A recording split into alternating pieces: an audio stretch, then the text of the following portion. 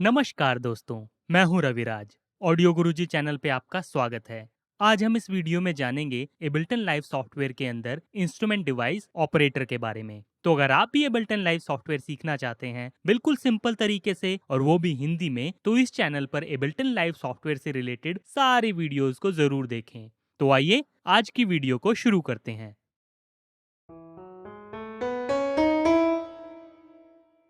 Ableton के अंदर instrument device operator हमें यहाँ पर ब्राउजर सेक्शन में इंस्ट्रूमेंट्स के अंदर मिलेगी। हम यहाँ पर ऑपरेटर के ऊपर डबल क्लिक करके उसे किसी भी मिडी ट्रैक पर ऐड कर सकते हैं, या फिर उसे हम यहाँ पर सिंपली किसी भी मिडी ट्रैक पर ड्रैग एंड ड्रॉप कर भी ऐड कर सकते हैं। जैसे ही हम यहाँ पर ऑपरेटर डिवाइस को अपने मिडी ट्रैक पर ऐड करते हैं, हमें यहाँ पर नीचे डिवाइस एरिया के अंदर उसका इंटरफेस शो अप होने लगता है। एबल्टन के अंदर हमारे पास ऑपरेटर डिवाइस एफएम सिंथेसिस पर बेस्ड है। ऑपरेटर को समझने से पहले आइए हम थोड़ा बेसिक एफएम सिंथेसिस के बारे में समझते हैं। उसके लिए मैं यहाँ पर एक इमेज का इस्तेमाल करूंगा, जिससे हम एक बेसिक एफएम सिंथेसिस कैसे काम करता है उसकी नॉलेज मिलेगी। यहाँ पर मेरे पास इस इमेज में एक बेसिक ग्राफिकल रिप्रेजेंटेशन है किस तरह हमारे पास एफएम सिंथेसिस काम करता है। एफएम सिंथेसिस में हमारे पास मिनिमम दो वेव फॉर्म होती है, जिसको हम मॉड्यूलेटर वेव फॉर्म और कैरियर वेव फॉर्म के नाम से जानते हैं, जो कि हमारे पास यहाँ पर दो डिफरेंट ऑसिलेटर से जेनरेट होती हैं। मॉड्यूलेटर वेव फॉर्म हमारे पास जो होती है वो हमारे पास कैरियर वेव फॉर्म को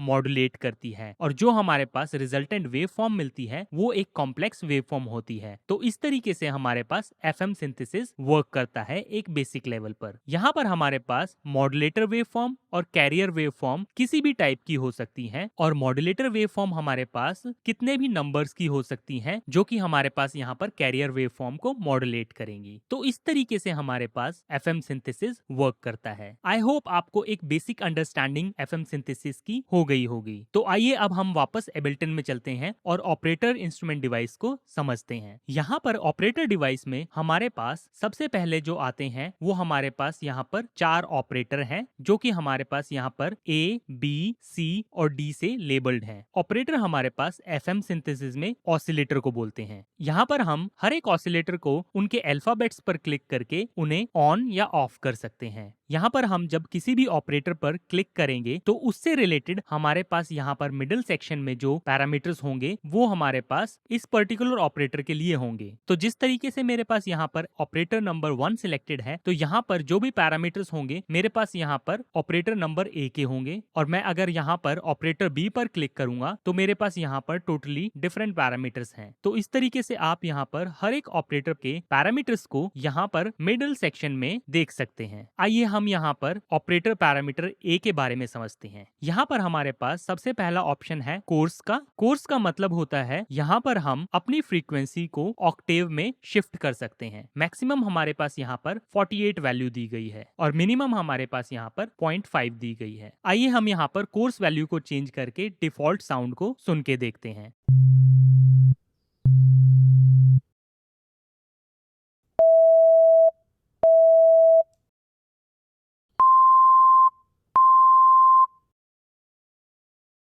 तो इस तरीके से आप यहाँ पर कोर्स वैल्यू से ऑक्टेव को सेट कर सकते हैं। नेक्स्ट हमारे पास ऑप्शन है फाइन नॉब का। यहाँ पर हम अपने ऑपरेटर में फाइन नॉब से इन हार्मोनिक कंटेंट ऐड कर सकते हैं। आइए हम इसको भी सुन के देखते हैं।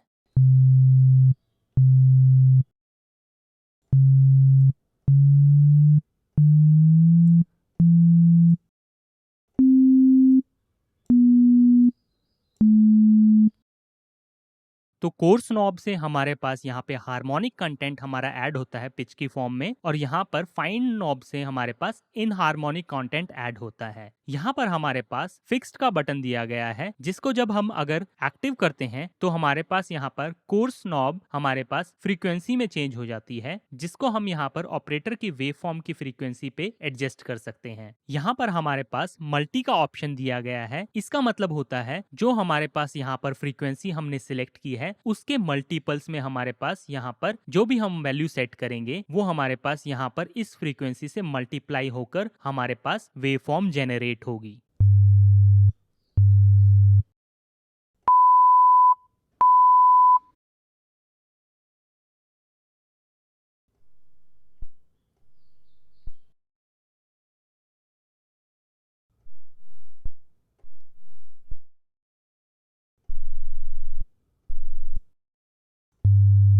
तो जितनी हम यहाँ पर मल्टी की वैल्यू ज्यादा रखेंगे उतनी ही हमारे पास यहाँ पर ऑपरेटर की पिच हाई होगी। यहाँ पर नेक्स्ट नॉब हमारे पास ऑपरेटर के इंडिविजुअल लेवल की दी गई है, जिसको हम यहाँ पर कम या ज्यादा कर सकते हैं।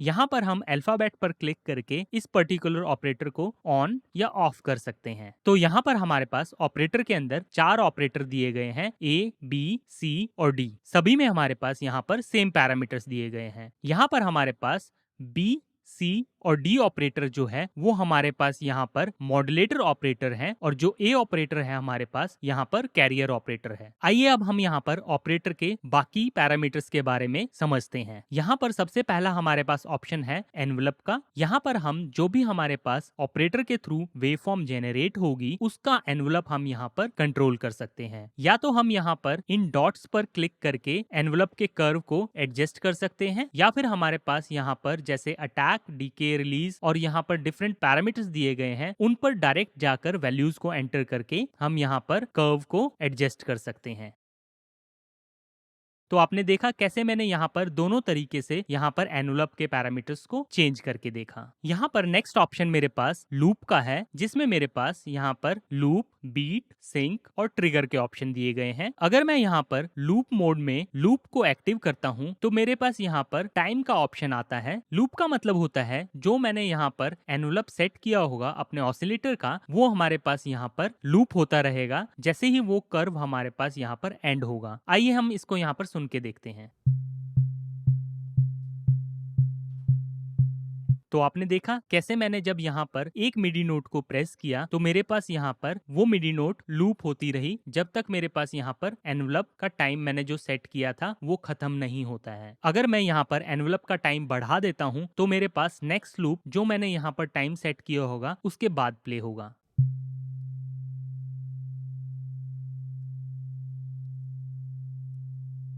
इसी तरीके से हम यहाँ पर एनवलप के टाइम को मिनिमम भी रख सकते हैं, जिससे मेरे पास यहाँ पर एनवलप जल्दी जल्दी ट्रिगर होगा। नेक्स्ट ऑप्शन हमारे पास यहाँ पर बीट का है। बीट में यहाँ पर रिपीट वैल्यूज हैं, जो कि हमारे पास जो भी हम यहाँ पर नोट वैल्यू सेट करेंगे उस वैल्यू के अकॉर्डिंगली हमारे पास एनवलप को लूप करेगी। तो आइए हम इसको भी सुन के देखते हैं।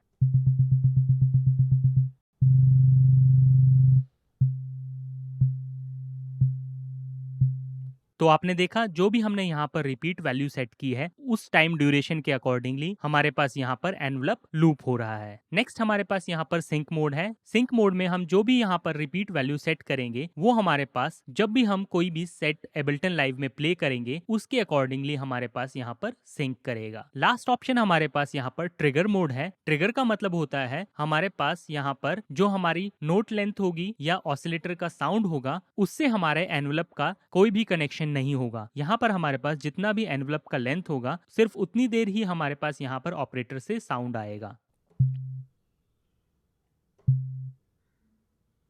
तो यहाँ पर अभी साउंड जो है वो सिर्फ जो हमारे पास एनवलप की लेंथ है उतने तक ही प्ले हो रहा है, चाहे हम यहाँ पर मिडी नोट्स को कितनी भी देर तक होल्ड करके रखें। नेक्स्ट ऑप्शन हमारे पास यहाँ पर time with related to velocity है, जिसका मतलब होता है जो हमारे पास यहाँ पर मिडी नोट की वेलोसिटी होगी उसके अकॉर्डिंगली हमारे पास यहाँ पर एनवलप स्केल अप करेगा। यहाँ पर हम नेगेटिव में भी वैल्यूज रख सकते हैं और पॉजिटिव में भी वैल्यूज रख सकते हैं। आइए हम इसका इफेक्ट सुन के देखते हैं।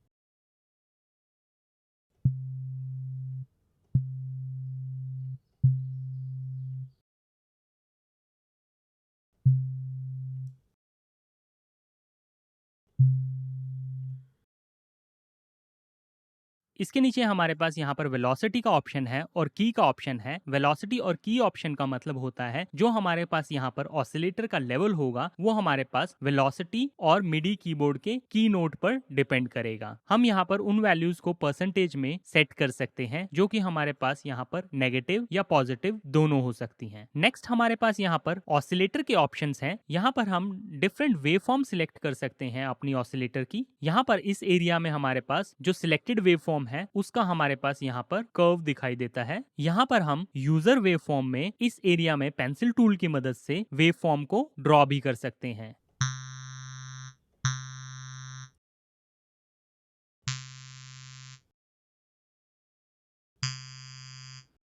तो इस तरीके से हम यहाँ पर कॉम्प्लेक्स वेव फॉर्म ड्रॉ भी कर सकते हैं। यहाँ पर हमारे पास 16, 32 और 64 रेजोल्यूशन के बटन दिए गए हैं, जिससे हम यहाँ पर हर एक स्टेप्स को देख सकते हैं। यहाँ पर आप यूजर में राइट क्लिक करके इवन और ऑड हार्मोनिक्स भी सिलेक्ट कर सकते हैं। अगर आप इवन हार्मोनिक्स सिलेक्ट करते हैं तो यहाँ पर आप जब ड्रॉ करेंगे फंडामेंटल फ्रीक्वेंसीज के बाद आपके पास सिर्फ इवन हार्मोनिक्स यहाँ पर ड्रॉ होंगे। इसी तरीके से आप यहाँ पर राइट क्लिक करके ऑड ऑप्शन को सिलेक्ट करते हैं तो आप यहाँ पर फंडामेंटल फ्रीक्वेंसी के बाद ऑड हार्मोनिक्स को ड्रॉ कर सकते हैं। आइए हम वापस से अपने बेसिक साइन वेव फॉर्म पर चलते हैं। नीचे हमारे पास यहाँ पर फीडबैक का ऑप्शन है। फीडबैक का ऑप्शन का मतलब होता है हमारे पास यहाँ पर जो ऑसिलेटर होगा वो हमारे पास खुद को मॉड्यूलेट भी कर सकता है। नेक्स्ट हमारे पास यहाँ पर रिपीट का ऑप्शन है। रिपीट का ऑप्शन हमारे पास सिर्फ यूजर ऑप्शन में हमारे पास यहाँ पर एक्टिव होता है, जिसमें हम यहाँ पर डिफरेंट वैल्यूज को सिलेक्ट कर सकते हैं। लोअर वैल्यूज में हमारे पास यहाँ पर हायर पिच होती है और हायर वैल्यूज में हमारे पास यहाँ पर हायर ऑक्टेव्स को फेड ऑफ किया जाता है। आइए हम इसको सुन के देखते हैं।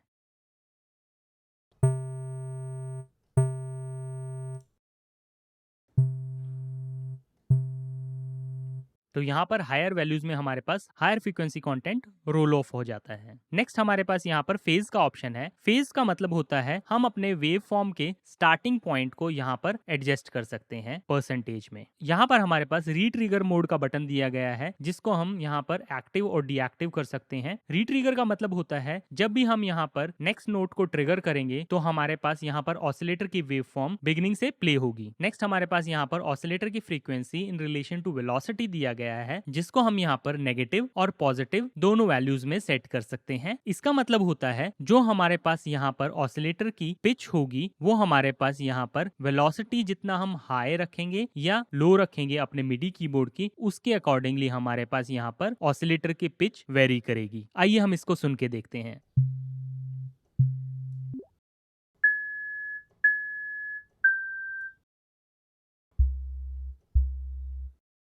तो जब मैंने यहाँ पर वैल्यूज को हाई रखा तो मेरे पास यहाँ पर हाई पिच जनरेट हुई जब मैंने अपने मिडी कीबोर्ड के कीज को हार्ड हिट किया। जितना मैं अपनी मिडी कीबोर्ड को हार्ड हिट करूंगा उतनी मेरे पास यहाँ पर ऑसिलेटर की पिच हाई होगी। इसी तरीके से यहाँ पर जब नेगेटिव वैल्यूज को मैं रखूंगा तो मेरे पास यहाँ पर जितना मैं यहाँ पर अपने मिडी कीबोर्ड की की को हार्ड हिट करूंगा उतना मेरे पास यहाँ पर ऑसिलेटर की लो पिच जनरेट होगी। इसमें हम यहाँ पर क्वांटाइज पैरामीटर को भी एक्टिव या डीएक्टिव कर सकते हैं। नेक्स्ट मेरे पास यहाँ पर LFO का ऑप्शन दिया गया है, जिसको मैं यहाँ पर LFO के बटन पर क्लिक करके एक्टिव कर सकता हूँ। यहाँ पर LFO का एनवलप कर्व है हमारे पास, सेम उसी तरह जैसे हमारे पास यहाँ पर वेरियस ऑपरेटर्स के कर्व दिए गए थे। इसके नीचे हमारे पास LFO के लिए डिफरेंट वेव फॉर्म्स दी गई हैं, जिसको मैं यहाँ पर सिलेक्ट कर सकता हूँ। यहाँ पर हम LFO की लो फ्रीक्वेंसी और हाई फ्रीक्वेंसी सेट कर सकते हैं और साथ ही साथ हम यहाँ पर सिंक मोड एक्टिव कर सकते हैं। जब हम यहाँ पर सिंक मोड एक्टिव करेंगे तो हमारे पास यहाँ पर रेट में हमारे पास बीट वैल्यूज आ जाएंगी, जिसको हम यहाँ पर इस नॉब से एडजस्ट कर सकते हैं। और इसके बाद हमारे पास यहाँ पर LFO का अमाउंट दिया गया है, जो कि हम यहाँ पर परसेंटेज में इस नॉब से कंट्रोल कर सकते हैं। आइए हम यहाँ पर LFO को सुन के देखते हैं।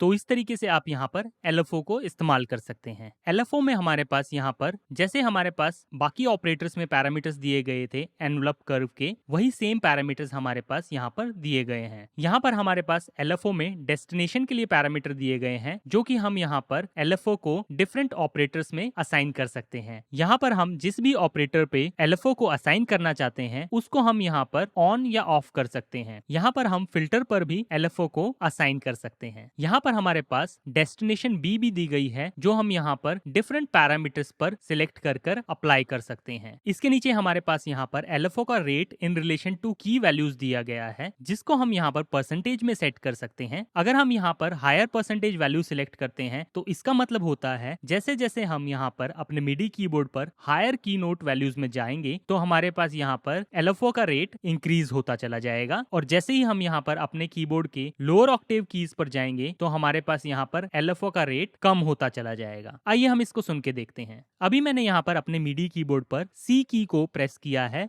C1 ऑक्टेव पर। अब मैं यहाँ पर C2 ऑक्टेव पर C की को प्रेस करूंगा और आप देखेंगे यहाँ पर LFO का रेट बढ़ जाएगा। इसी तरह अगर मैं नेक्स्ट ऑक्टेव पर जाता हूं तो यहाँ पर LFO का रेट और ज्यादा हो जाएगा।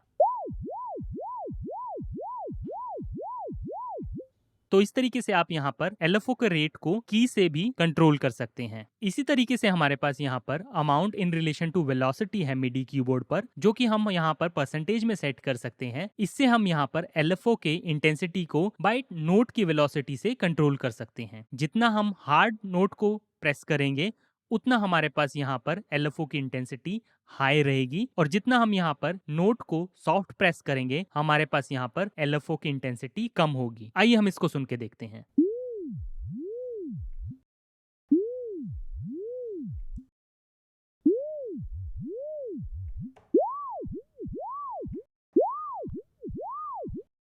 अभी मैंने यहाँ पर सेम नोट को प्रेस किया, जैसे ही मैंने यहाँ पर हार्ड हिट किया उस नोट को तो यहाँ पर मेरे पास LFO की इंटेंसिटी बढ़ गई। अगर मैंने यहाँ पर उस सेम मिडी नोट को सॉफ्ट प्रेस किया तो मेरे पास यहाँ पर LFO की इंटेंसिटी कम हो गई। इन पैरामीटर्स को आप एक्सपेरिमेंट करके अपने अनुसार यूज में ला सकते हैं। नेक्स्ट ऑप्शन हमारे पास यहाँ पर फिल्टर का है। फिल्टर को हम यहाँ पर फिल्टर बटन पर क्लिक करके ऑन या ऑफ कर सकते हैं। यहाँ पर हम फिल्टर के वेरियस कर्व सिलेक्ट कर सकते हैं, और यहाँ पर हमारे पास डिफरेंट कट ऑफ वैल्यूज दी गई हैं, जो कि हमारे पास 12 dB पर ऑक्टेव और 24 dB पर ऑक्टेव दिया गया है। यहाँ पर हमारे पास दो फिल्टर टाइप्स दिए गए हैं, जिसको आप चूज करके यहाँ पर एक्सपेरिमेंट कर सकते हैं। यहाँ पर हम फिल्टर की फ्रीक्वेंसी सिलेक्ट कर सकते हैं इन किलोहर्ट्ज, और यहाँ पर हम फिल्टर का रेजोनेंस पैरामीटर सेट कर सकते हैं। फिल्टर कर्व को हम यहाँ पर देखने के लिए फिल्टर बटन पर क्लिक करेंगे तो हमारे पास यहाँ पर फिल्टर का कर्व शो अप होगा। यहाँ पर आप फ्रीक्वेंसी नॉब से भी फ्रीक्वेंसी को सेट कर सकते हैं, या फिर यहाँ पर आप इस डॉट पर क्लिक करके फिल्टर के कर्व को सेट कर सकते हैं। इसके नीचे हमारे पास यहाँ पर पिच के ऑप्शन दिए गए हैं, जो कि हम यहाँ पर इस बटन पर एक्टिव या डीएक्टिव कर सकते हैं। यहाँ पर हमारे पास सेंटर विंडो में हमारे पिच के एनवलप के ऑप्शन दिए गए हैं, जिनको हम यहाँ पर सेट कर सकते हैं, जैसे हमने यहाँ पर ऑपरेटर के पैरामीटर्स को सेट किया था। यहाँ पर पिच के लिए हमारे पास इनिशियल, पीक और सस्टेन में सेमीटोन्स में वैल्यू दी गई है, और यहाँ पर एंड में भी सेमीटोन्स में वैल्यू दी गई है, जिसको आप यहाँ पर एनवलप कर्व के बटन से भी सेट कर सकते हैं, या फिर डायरेक्टली आप यहाँ पर वैल्यूज को एंटर भी कर सकते हैं। यहाँ पर हमारे पास ऑक्स के डेस्टिनेशन के ऑप्शन दिए गए हैं, सेम उसी तरह जैसे हमारे पास यहाँ पर LFO में ऑप्शंस दिए गए थे। हम यहाँ पर डेस्टिनेशन को सिलेक्ट कर सकते हैं। यहाँ पर नेक्स्ट ऑप्शन हमारे पास पिच के अंदर स्प्रेड का है, जो कि हमारे पास ऑसिलेटर की वेव फॉर्म को डिट्यून करके स्प्रेड करता है, और यहाँ पर हमारे पास एक स्टीरियो इफेक्ट क्रिएट करता है। नेक्स्ट हमारे पास यहाँ पर ट्रांसपोज का ऑप्शन है, जो कि हमारे पूरे ऑपरेटर के आउटपुट को सेमीटोन्स में अप और डाउन ट्रांसपोज करता है। इसके नीचे हमारे पास यहाँ पर ग्लोबल पैरामीटर्स हैं, जिसमें हम यहाँ पर अपने 4 ऑपरेटर्स कैसे ऑपरेट करेंगे उनके एल्गोरिथम्स को सिलेक्ट कर सकते हैं। यहाँ पर हमारे पास वेरियस ऑप्शन दिए गए हैं, जिसको हम यहाँ पर सिलेक्ट करके डिसाइड कर सकते हैं हमारे जो ऑपरेटर हैं 4 A, B, C और D वो कैसे ऑपरेट करेंगे। यहाँ पर जो हमने अभी फर्स्ट एल्गोरिथम सिलेक्ट किया है उसमें हमारे पास जो D ऑपरेटर है वो हमारे पास C ऑपरेटर को मॉड्यूलेट कर रहा है, और जो C ऑपरेटर है वो B ऑपरेटर को मॉड्यूलेट कर रहा है, और finally B operator A operator को मॉड्यूलेट कर रहा है, और जो हमारे पास यहाँ पर आउटपुट सुनाई दे रहा है वो फाइनल हमारे पास A ऑपरेटर का आउटपुट सुनाई दे रहा है। जो हमारे पास यहाँ पर सबसे लोअर रोज में ऑपरेटर होगा वो हमारे पास यहाँ पर कैरियर ऑपरेटर होगा, और उसके पीछे हमारे पास सारे मॉड्यूलेटर ऑपरेटर होंगे। यहाँ पर जैसे लास्ट एल्गोरिथम में हमारे पास यहाँ पर सभी सेम रो में है, उस केस में हमारे पास यहाँ पर सभी ऑपरेटर हमारे कैरियर ऑपरेटर होंगे। तो इस केस में हमारे पास जो FM सिंथेसिस है वो हमारे पास एडिटिव सिंथेसिस हो जाएगा। यहाँ पर हमारे पास वेरियस ऑप्शन दिए गए हैं जिन पैरामीटर्स को हम यहाँ पर अपने टारगेट पैरामीटर पर असाइन कर सकते हैं और यहाँ पर उसकी अमाउंट भी सेट कर सकते हैं। इनको आप यहाँ पर एक्सपेरिमेंट करके एक्सप्लोर कर सकते हैं। तो इस तरीके से हमारे पास यहाँ पर एबल्टन के अंदर ऑपरेटर वर्क करता है। आप यहाँ पर ऑपरेटर इंस्ट्रूमेंट डिवाइस का इस्तेमाल करके एफएम सिंथेसिस के थ्रू डिफरेंट साउंड्स क्रिएट कर सकते हैं और एक नया यूनिक साउंड डिजाइन कर सकते हैं। तो इस वीडियो में हमने जाना एबल्टन के अंदर इंस्ट्रूमेंट डिवाइस ऑपरेटर के बारे में। तो इस वीडियो में बस इतना ही। आई होप ये वीडियो आपको इन्फॉर्मेटिव लगी होगी। मिलते हैं अगली वीडियो में, तब तक के लिए हैप्पी लर्निंग।